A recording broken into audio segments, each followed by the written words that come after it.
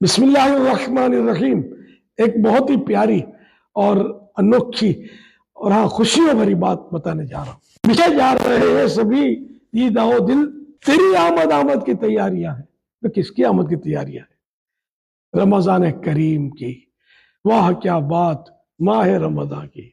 الحمدللہ ماہ رمضان کی تشریف آوری ہونی ہے۔ ایک معظم باعظمت مہمان تشریف لا رہا ہے۔ مہمان جب آتا ہے تو سجاوٹ اچھی لگتی ہے، تو کیا ہی اچھا ہو کہ ماہ رمضان کے آنے سے پہلے ہم اپنے گھر، اپنی دکانیں وغیرہ سجا کر استقبال رمضان کی تیاریاں کریں۔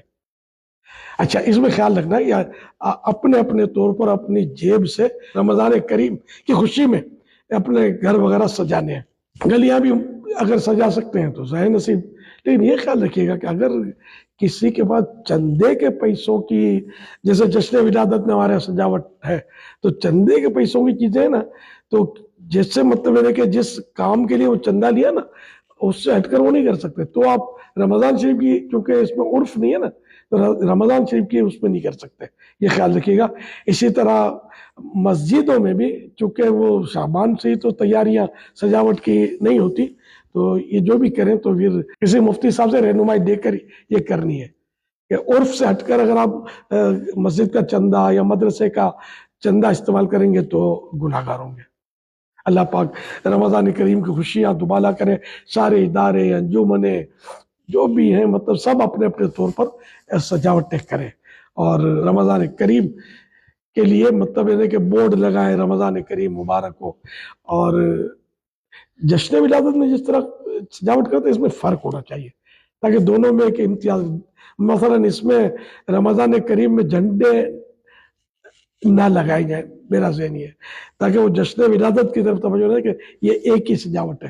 اسی طرح ظاہر نصیب چاند کی طرح آپ مطلب یہ کہ لڑیاں لگائیں، اور اللہ کرے گا تو مکتبۃ المدینہ سے بھی کچھ نہ کوئی اس طرح کے پینا فلیکس وغیرہ بھی جاری ہو جائیں گے، تو ان سے لے کر آپ اس کو لگائیں۔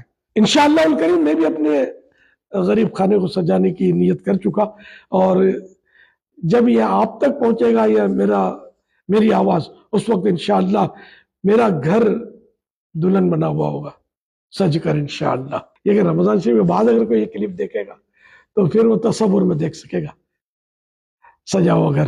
دیکھیے، اپنی اپنی جیب سے کرنا ہے اور نیت کرنی ہے احترام رمضان کی، اللہ کی رضا کے لیے سب کرنا ہے روشنی۔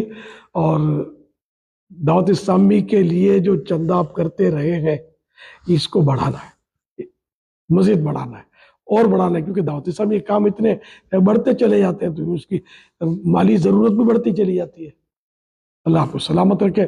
یا اللہ پاک، جو کوئی ماہ رمضان میں اپنا گھر سجائے، دکان سجائے، محلہ سجائے، اس کے انتقال کے بعد اس کی قبر نور مصطفیٰ سے تا حشر جگمگ جگمگ کرتی رہے، روشن رہے۔ آمین بجاہ خاتم النبیین صلی اللہ تعالی علیہ وآلہ وسلم۔ صلو علی الحبیب صلی اللہ علی محمد۔